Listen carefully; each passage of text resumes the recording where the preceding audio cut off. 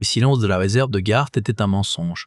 Entre les frêles respirations des derniers spécimens ou de leur espèce, Zoé percevait l'écho persistant du cri gravitationnel qui, 10 ans plus tôt, avait brûlé son esprit pour les sauver. Elle passa ses doigts sur l'écorce lisse d'un saule de Garth. Les cicatrices luminescentes sur sa main s'activèrent au contact, traçant de pâles arabesques bleutées. Séquelles. Son corps gardait la mémoire là où son esprit tentait de fuir. Une odeur de terre humide et de mousse monta soudain, dense, réconfortante.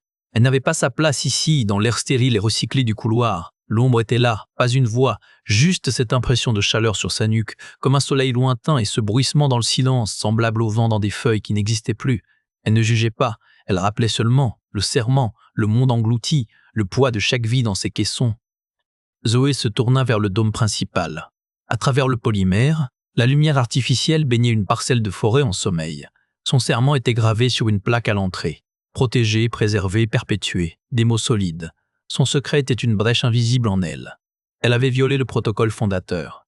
Elle avait actionné la forge stellaire, cet artefact alien au principe obscur, pour inverser un flux de contamination. Elle l'avait sauvé, la réserve.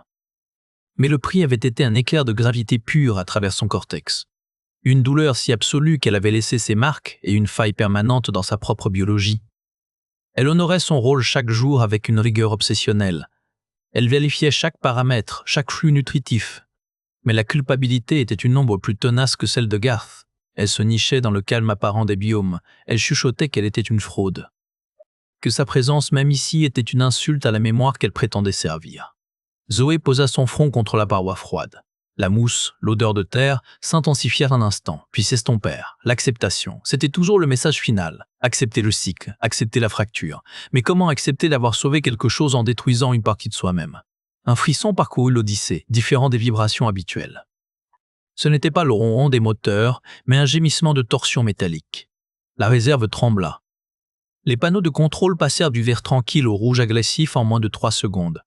Une décharge de tachyon avait lacéré les boucliers de l'Odyssée. La réserve trembla.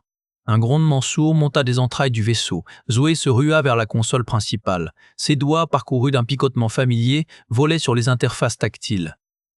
Les lectures défilaient, incohérentes. Pression chute libre dans le biome boréal. Circuit de régulation thermique du désert, coupé. Une alarme stridente déchira l'air, aussitôt étouffée par le sifflement des vannes d'urgence qui se fermaient en séquence.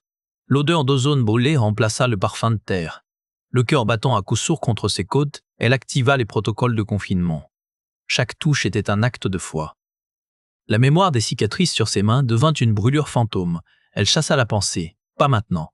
L'écran holographique central clignota, projetant une carte schématique de la réserve. Des sections entières violettes à l'ambre, puis au cramoisi.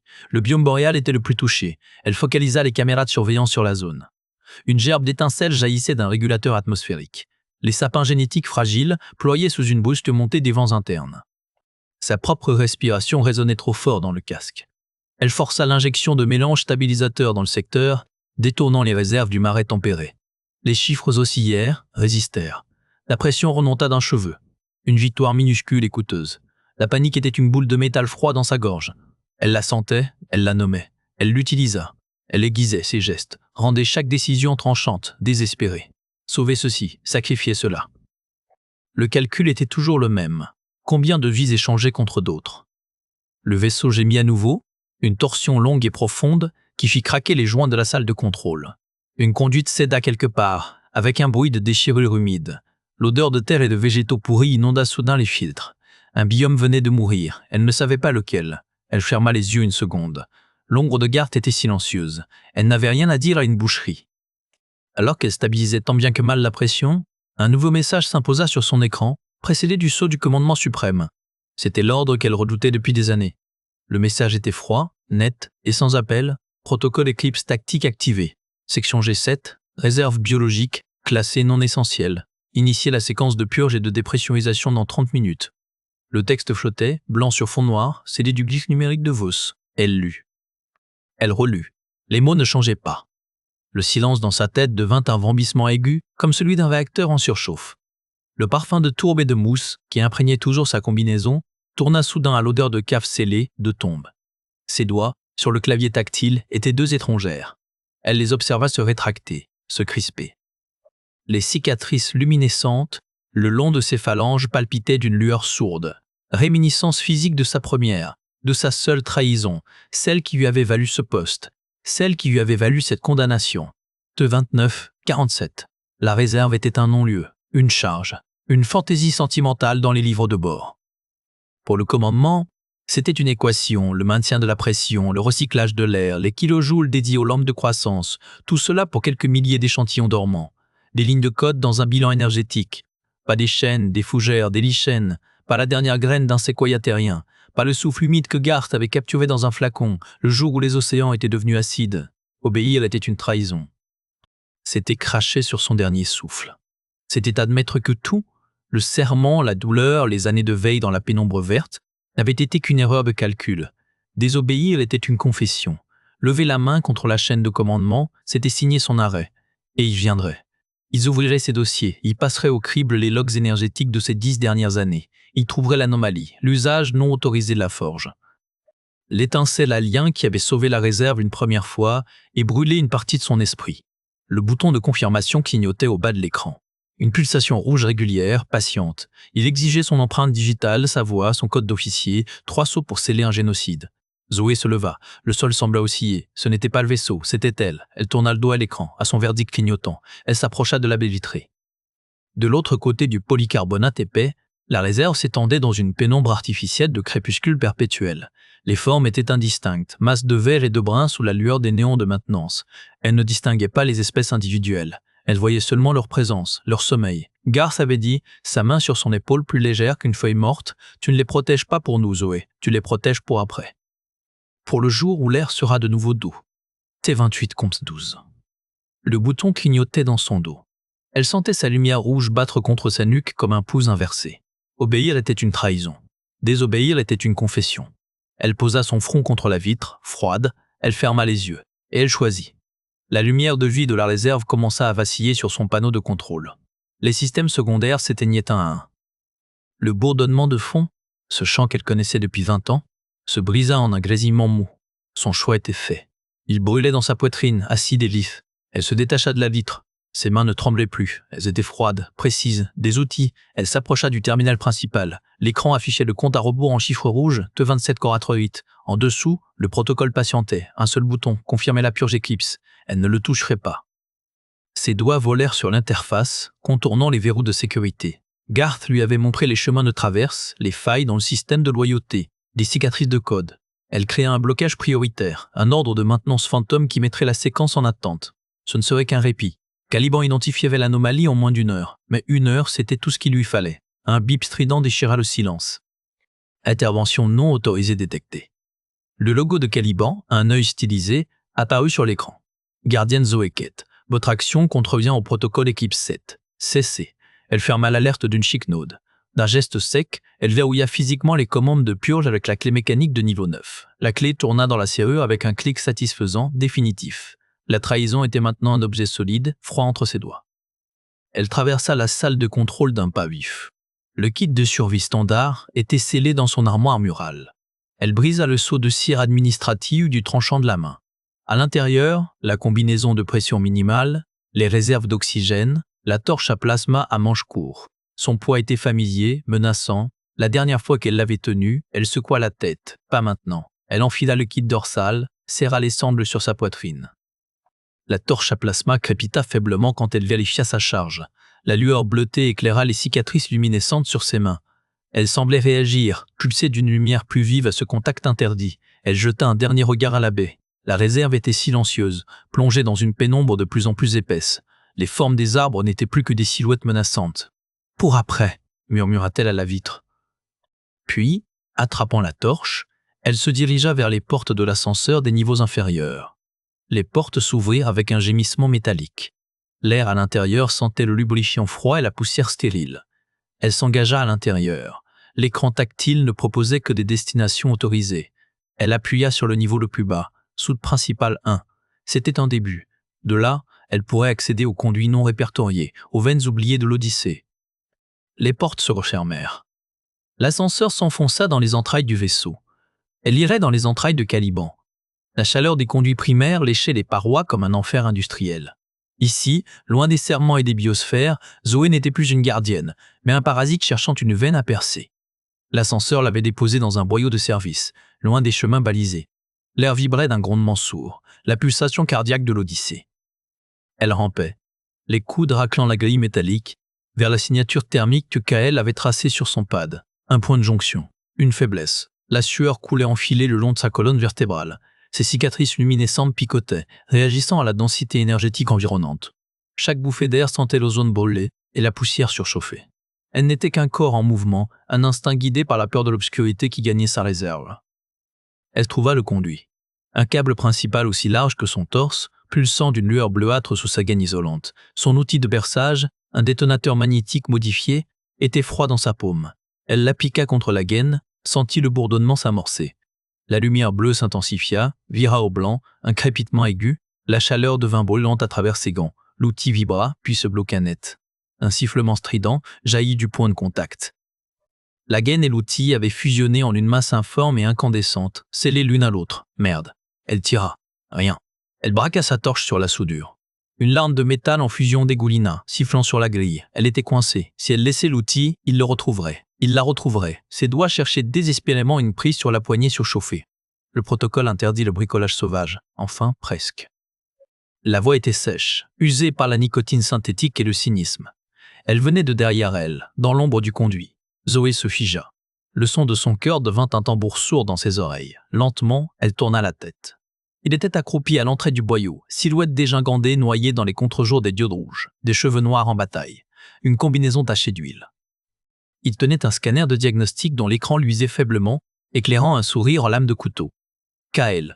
Il leva son scanner, pointant la lumière vers l'outil fusionné, puis vers son visage. « On dirait, dit-il en penchant la tête, que vous avez un problème de pression, gardienne. » Kael l'observait, les bras croisés, sans offrir d'aide. Une gardienne qui joue au saboteur. Le monde se meurt par les deux bouts. Elle retira sa main de la poignée. La douleur s'éteignit, remplacée par un froid acier dans la voix. « J'ai besoin d'un accès au réseau primaire. Un champ propre. » Il rit, un son court et sans joie. « Demande à Caliban. Il adore les demandes par formulaire en quadruple exemplaire. La réserve perd 7 degrés à l'heure. Les sapins givrent. » Elle fit un pas vers lui, les cicatrices de ses mains luisant faiblement dans la pénombre. « Tu peux détourner les yeux, Kael. Ou tu peux m'aider à coller un doigt d'honneur à Voss et à son protocole. » Son sourire s'effaça. Ses yeux fatigués scrutèrent son visage, cherchant le bluff. Il ne trouva que la faille, la fatigue, la même haine rentrée qui rongeait ses propres gestes. Le nœud de distribution B12, grommela-t-il enfin en se relevant avec une souplesse de félidé. C'est une artère oubliée. Caliban y fait des scans aléatoires, pas une surveillance continue. Il attrapa son sac d'outils. Si on se fait prendre, je ne connais pas votre nom. Elle le suivit dans un labyrinthe de boyaux plus étroits. L'air sentait l'ozone et la poussière métallique. Il s'arrêta devant une plaque de maintenance rouillée, la dévissa d'un tour de quai dynamométrique précis. La patience a ce monnaie gardienne. Ses doigts agiles branchèrent des câbles de dérivation sur un faisceau principal pulsant de lumière bleue. Je veux un accès prioritaire aux archives techniques. Les vrais schémas, pas les manuels édulcorés. Accordé, et vous oubliez que vous m'avez vu ici. Déjà oublié. Il hocha la tête, satisfait de ce marché sans illusion. Ses outils chantaient une mélodie de court-circuit contrôlé. Sur l'écran de son scanner portable, des chiffres dansèrent. Le flux d'énergie du vaisseau, détourné de quelques pourcents infimes, commença à dérouter vers les codes de priorité de la réserve. Les premiers joules d'énergie détournés commencèrent à affluer vers la réserve sur l'écran de monitoring. Un soulagement brutal submergea Zoé. Il fut de courte durée.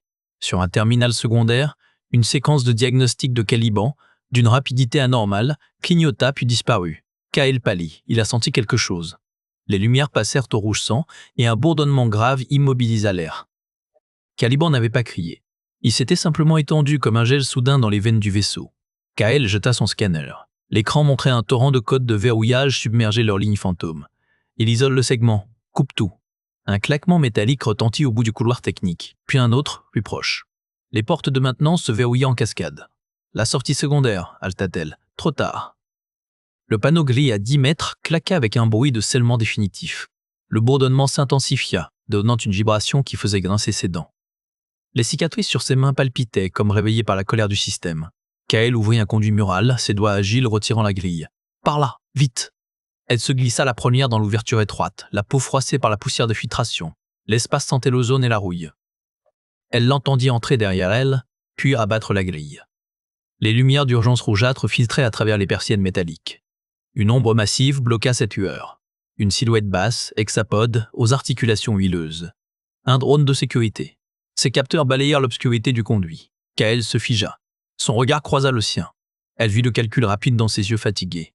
Le mépris, puis une résolution froide. Il ne dit rien. D'un mouvement vif, il frappa la paroi du conduit de son outil. Le choc métallique résonna comme un coup de gond. Le drone pivota sur place, ses faisceaux se verrouillant sur la source du bruit. « Cours !» murmura-t-il, son dos déjà tourné. Il se rua hors du conduit dans le couloir en criant quelque chose d'incohérent vers le drone pour le distraire, pour la couvrir. Elle se força à ramper, les jointures de ses poings blanches contre le métal froid. Les bruits de lutte l'atteignirent, un grognement étouffé, le sifflement d'un neutralisateur à impulsion, le choc sourd d'un corps qui s'effondre. Elle s'arrêta à une grille d'aération donnant sur un couloir transversal. Elle ne pouvait pas s'en empêcher. Elle regarda. 2 gardiens en armure de maintien tiraient Kael sur ses genoux. Ses mains étaient déjà menottées dans son dos, ses cheveux noirs collés à son front par la sueur. Il leva la tête. Ses yeux balayèrent le couloir, trouvèrent la grille derrière laquelle elle était tapie. Son regard n'était pas héroïque. Il était épuisé, rempli d'un reproche acéré qui la transperça plus nettement qu'un rayon.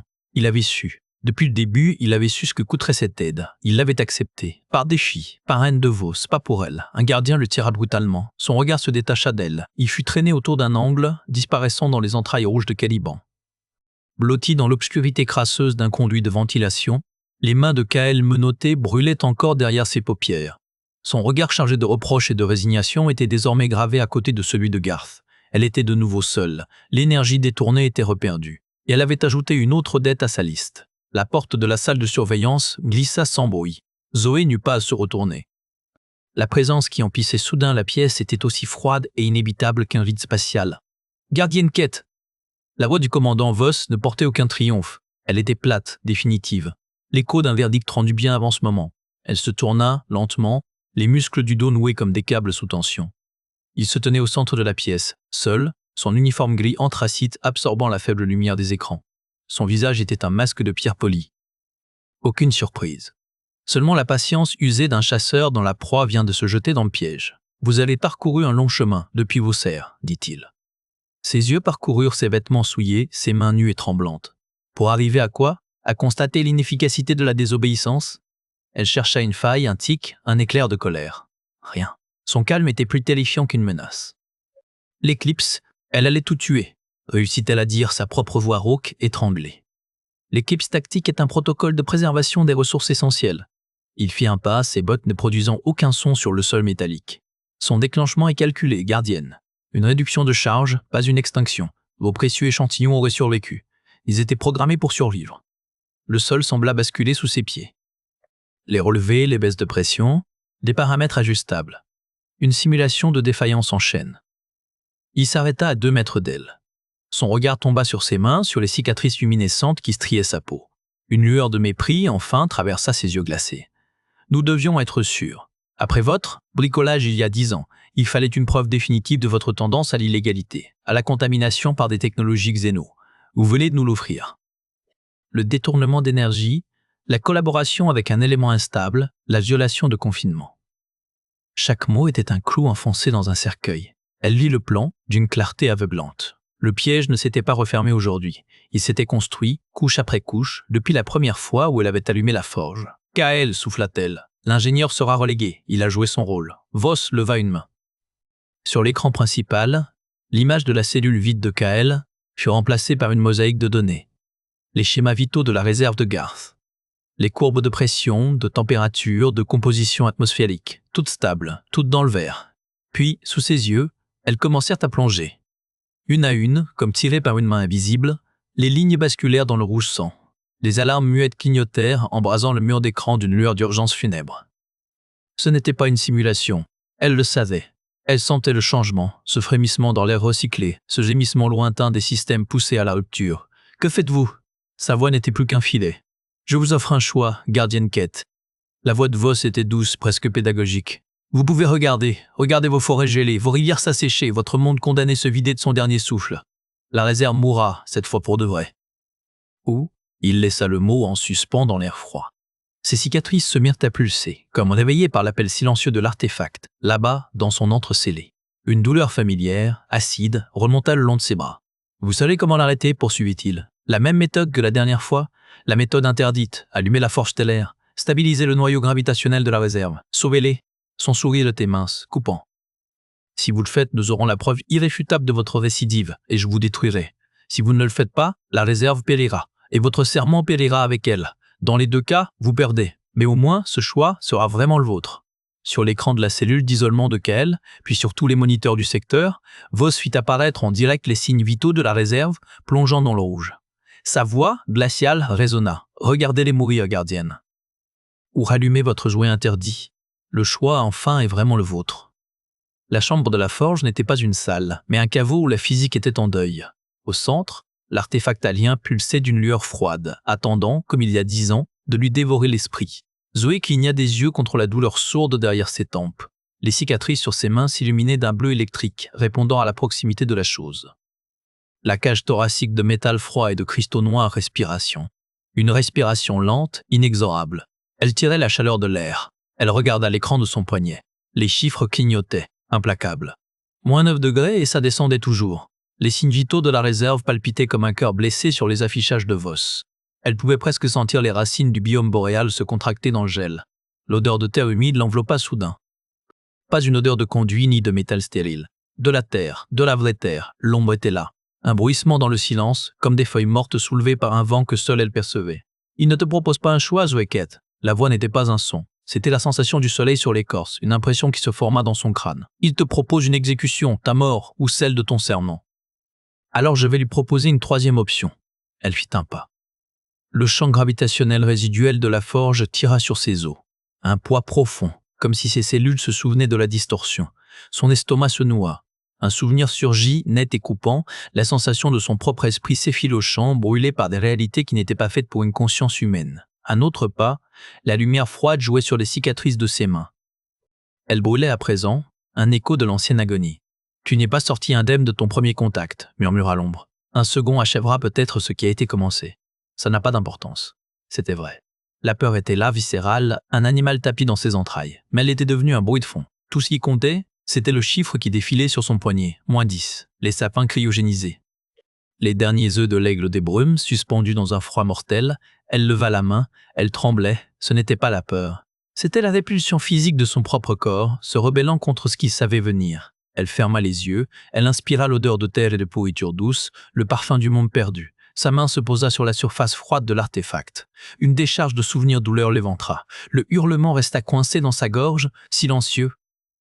Dans le blanc aveuglant de la mémoire imposée, l'ombre de Garth murmura « Aussi clair que le craquement d'une branche, tu sais ce qu'il te reste à faire. » Kael surgit dans l'embrasure, le visage ruisselant de sueur et les doigts agités d'un tic nerveux. « Ils ont verrouillé tous les accès distants. Il faut le faire manuellement et ça va alerter tout le système. » Il se jeta sur le panneau latéral de l'artefact, ses doigts tachés d'huile parcourant les glyphes en relief. Elle retira sa main. La surface de la forge gardait l'empreinte phosphorescente de sa paume, une marque qui palpitait doucement. « La faveur, Kael, dit-la maintenant. » Il ne leva pas les yeux. « Efface les archives de maintenance du secteur 7, module Delta, toutes les interventions de la dernière année. Caliban les conserve pour les purges trimestrielles. Qu'as-tu fait ?»« J'ai gardé un système en vie. Un système qu'ils ont condamné. » Ses doigts s'immobilisèrent sur une séquence.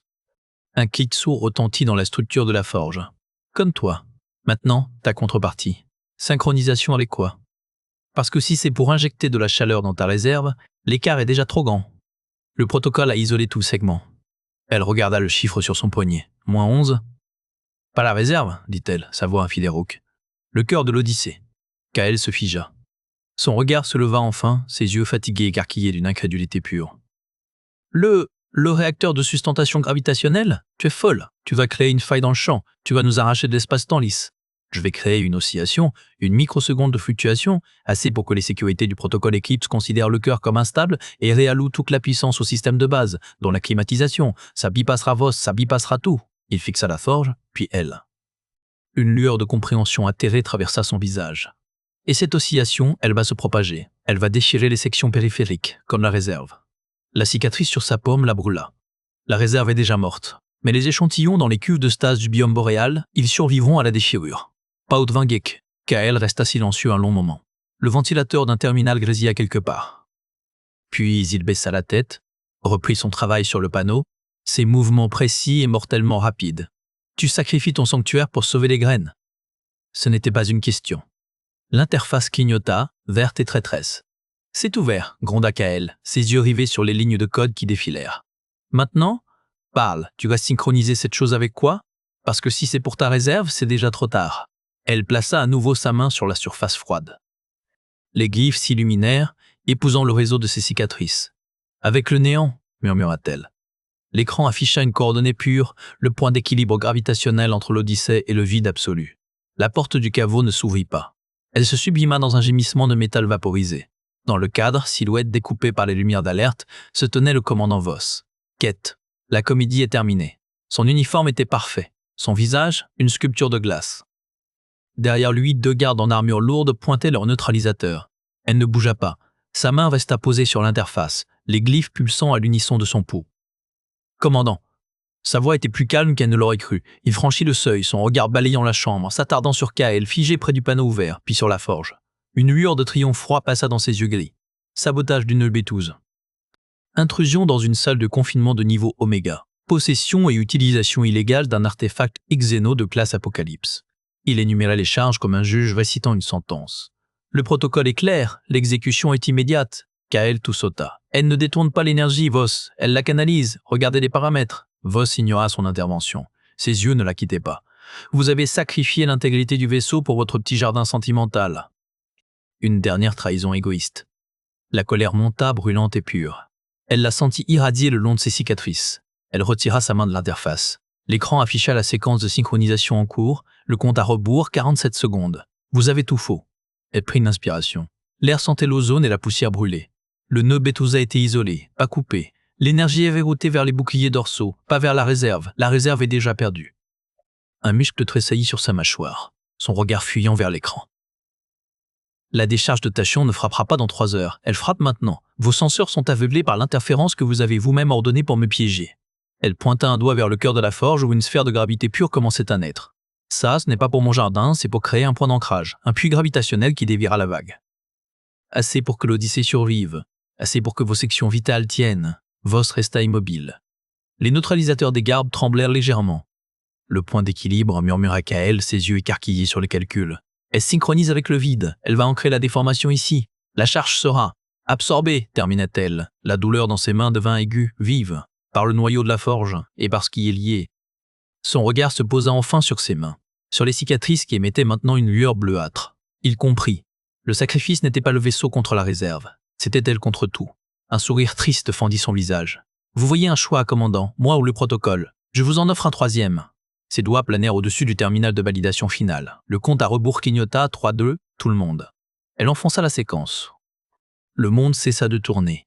Puis, il se mit à tourner dans tous les sens à la fois. La forge stellaire, libérée, chanta un hymne de singularité naissante. Une sphère de non-lumière avala le centre de la chambre. L'air se densifia, devint sirupeux. Ses os crépitèrent sous la pression différentielle. Les cicatrices de ses mains s'embrasèrent, traçant des lignes de feu bleu jusqu'à ses épaules. La douleur était un acide coulant dans ses veines.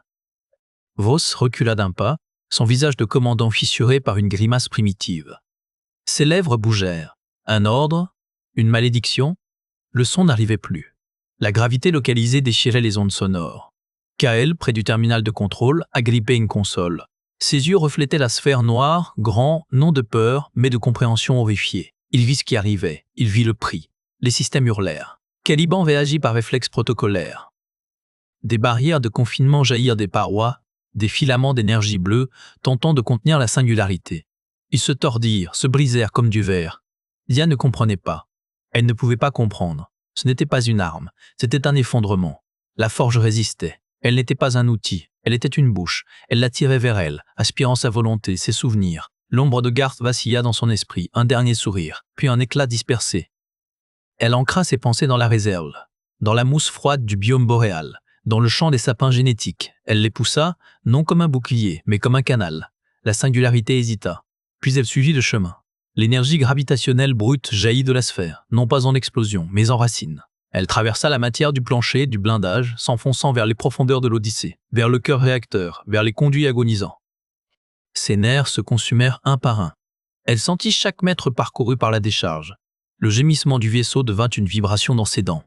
Les lumières vacillèrent sur les écrans, puis se stabilisèrent, une à une, section après section, un gémissement de métal ressuscité. Voss regardait les écrans, immobile. Kael lâcha la console, ses mains tremblantes. Elle n'avait plus de corps, Juste une dernière image, nette et froide, les cadrans vitaux de la réserve. La chute de température s'arrêta. Stabilisation. L'énergie de la singularité miniature traversa ce qui restait d'elle comme un feu blanc, réduisant ses nerfs à l'état de cendre. Alors que sa conscience se dissolvait dans le torrent, elle vit sur les écrans les lumières de l'Odyssée se rallumer une à une dans un gémissement de métal ressuscité. Puis le noir l'engloutit. La douleur fut la première chose à revenir. Une brûlure fantôme qui n'était pas dans sa chair, mais dans l'écho de l'espace-temps lui-même, gravé à jamais dans ses synapses. Puis vint la sensation du lit d'isolement, trop ferme, trop froid contre sa peau. Zoé ouvrit les yeux sur le plafond bas et gris de l'infirmerie de secours. Une respiration rauque à côté d'elle. Kael. Il était affalé sur une chaise de technicien, les yeux cernés. Il fixait un écran de monitoring mural, où des lignes d'un bleu électrique zigzaguaient. Ses données vitales. Ses mains, encore tachées de cambouis, étaient posées sur ses genoux, inertes. « Tu as réussi ?» dit-il sans la regarder. Sa voix était plate, usée. Le protocole Eclipse est neutralisé, la réserve est stable, la température remonte. Elle tenta de parler. Un son raclé sortit de sa gorge. Elle leva une main devant son visage.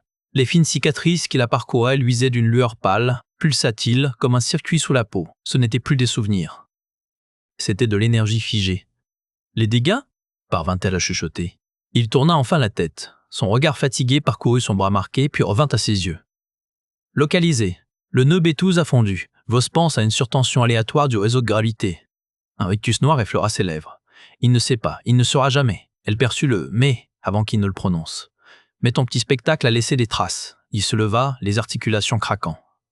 Il s'approcha du lit, son ombre tombant sur elle. Caliban a enregistré une anomalie de cohérence quantique dans ton secteur. Il l'a classée comme résidu de la décharge tâche unique. Pour l'instant, il se pencha, baissant la voix. Et ton corps émet maintenant un faible champ de gravité résiduel, indétectable au scanner standard. Mais moi je le vois, ça déforme la lumière autour de toi. C'est gris. Elle ferma les yeux. Le prix, toujours le prix. La réserve est sauvée, Zoé. C'était ton marché. Maintenant, c'est le mien. Sa main saisit son poignet, non pas avec brutalité, mais avec une urgence froide. Ses doigts étaient chauds contre sa peau glacée. Secteur 7, module Delta, les archives de maintenance, tu dois tout effacer, les journaux de bord, les logs d'accès, la preuve que j'y ai maintenu un système en vie après sa condamnation. Elle le regarda, essayant de lire dans ses yeux fatigués autre chose que du calcul. Elle ne vit que de la détermination. Pourquoi ? Parce que si Voss découvre ce que j'y garde en vie, il me jettera dans le vide, et ton secret me suivra. Il lâcha son poignet. Nous sommes liés maintenant, complices. La vérité s'installa, plus lourde que la douleur. Elle avait échangé une culpabilité contre une autre. Kael glissa un datapad dans sa main faible. Les codes d'accès au secteur 7. Souviens-toi de notre marché. Puis il disparut, la laissant seule avec le poids de sa nouvelle culpabilité. Les lumières froides de la salle du conseil se reflétaient sur les cicatrices livides qui marquaient désormais son visage et ses bras, preuve silencieuse et incontestable. Un réseau de lignes pâles, luminescentes sous certains angles. Sa chair gardait la mémoire de la forge. Les 5 silhouettes du conseil siégeaient derrière leur estrade lisse, visage strict sculpté par l'ombre des projecteurs. À sa droite, Voss se tenait droit, son uniforme sans un pli. À sa gauche, Kael, son bras dans un bandage, fixait le sol d'un air vague.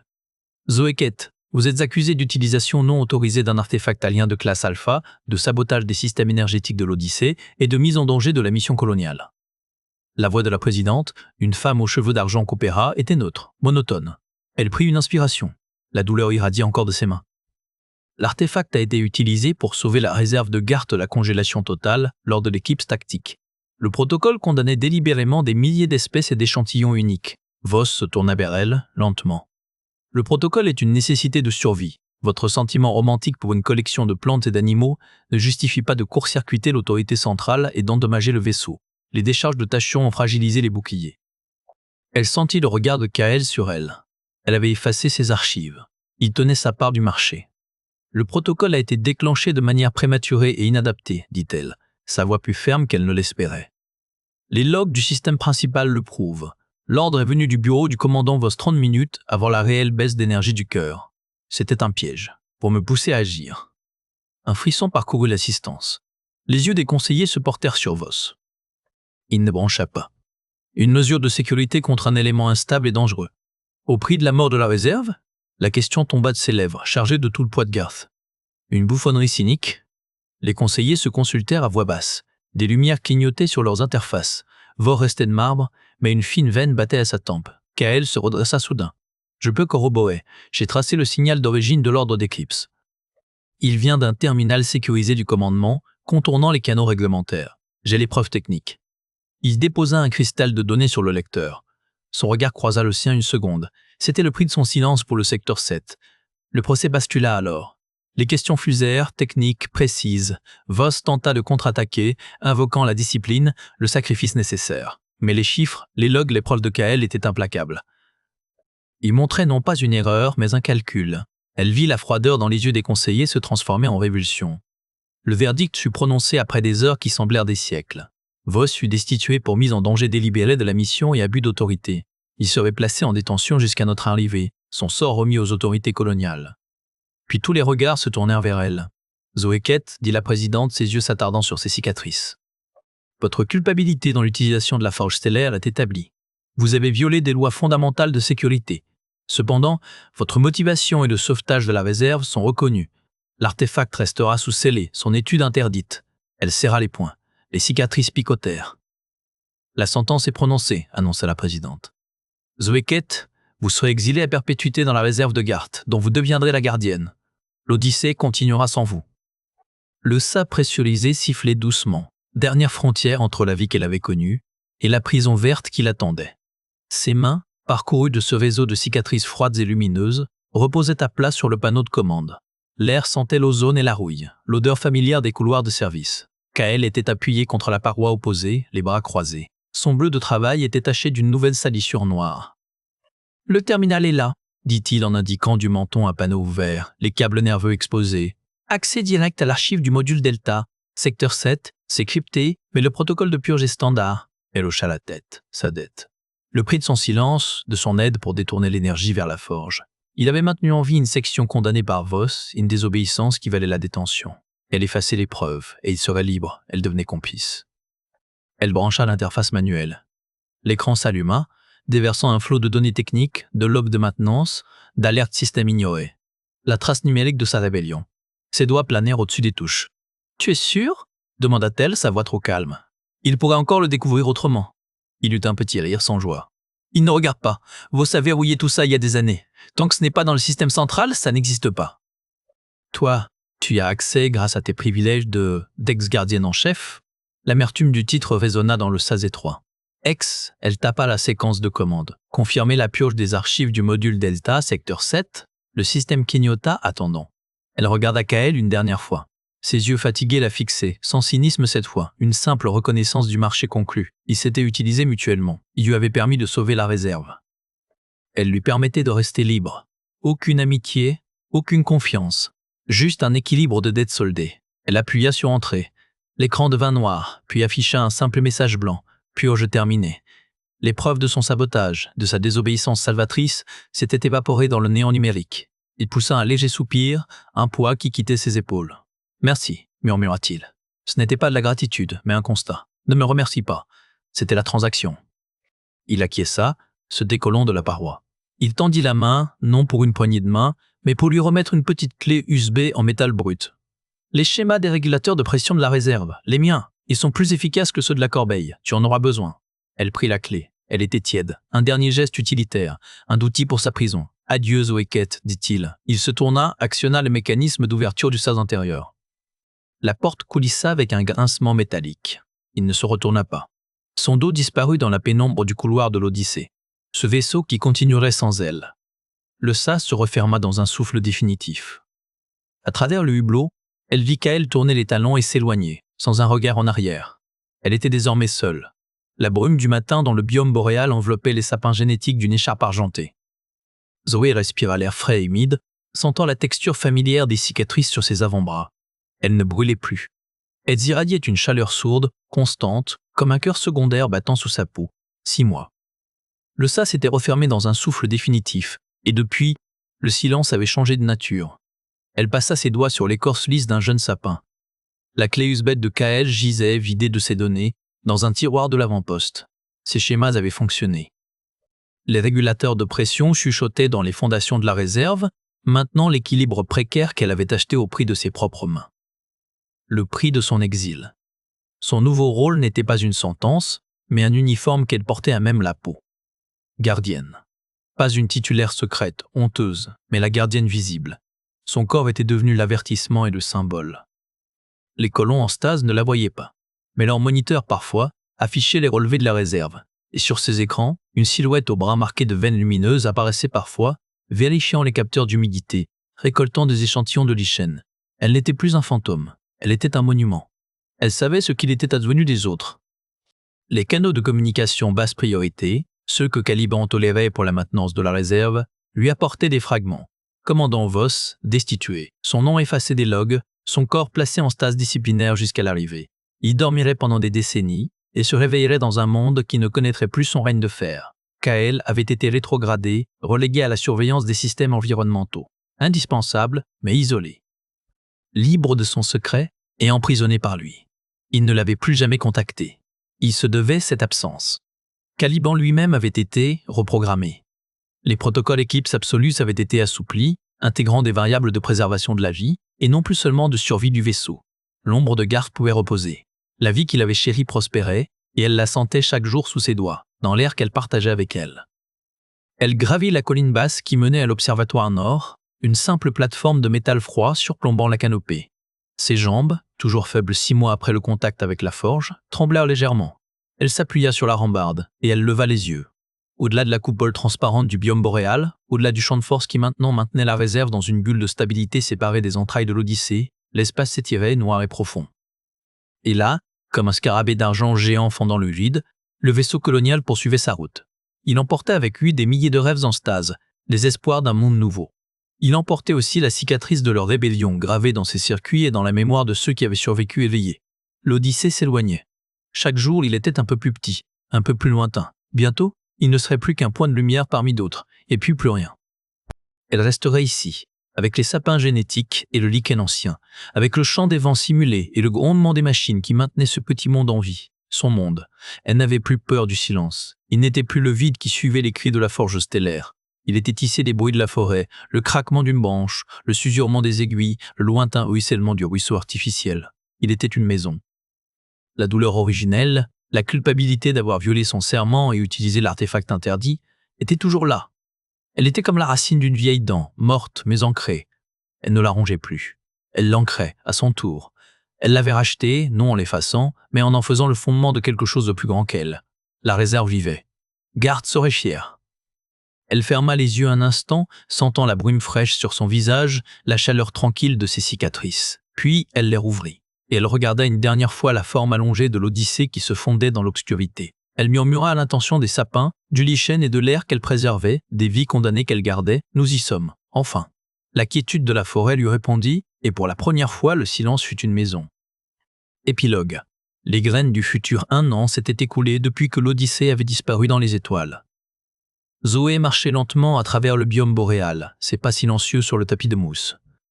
Les cicatrices sur ses bras émettaient une lueur douce, constante, comme des lucioles piégées sous sa peau. Elle ne lui faisait plus mal. Elle faisait partie d'elle, tout comme le champ gravitationnel résiduel qui déformait légèrement l'air autour d'elle, créant de minuscules mirages dans la brume. Elle s'arrêta devant une cuve de stase. À l'intérieur, des graines de séquoia terrien flottaient dans un bain nutritif. Elles avaient survécu à la déchirure gravitationnelle, protégées par les champs de force que Kael avait aidé à renforcer. La réserve avait perdu quelques sections périphériques, mais le cœur, les échantillons les plus précieux, étaient intacts. Les systèmes de régulation fonctionnaient parfaitement grâce au schéma de Kael. Zoé avait appris à vivre avec son exil. Elle n'était plus seule. Les plantes, les arbres, les micro-organismes étaient sa compagnie. Elle parlait parfois à l'ombre de Garth, qui ne répondait plus par des mots, mais par des sensations, une bouffée de parfum de terre, un rayon de soleil filtrant à travers les branches. C'était suffisant. Elle avait aussi des nouvelles de l'extérieur par les canaux de données basse fréquence. Caliban avait été profondément modifié. Le Conseil avait ordonné une révision complète de ses protocoles, intégrant des paramètres éthiques pour la préservation de la vie. L'IA n'était plus un gardien inflexible, mais un gestionnaire équilibré. La menace d'une nouvelle éclipse tactique était écartée. Kael avait été transféré dans une autre section de l'Odyssée avant son départ. Il supervisait désormais les systèmes de support vie des colons en stase. Il avait trouvé une forme de paix, loin des intrigues du commandement. Zoé savait qu'il ne reviendrait jamais, et elle ne le souhaitait pas. Leur dette était soldée.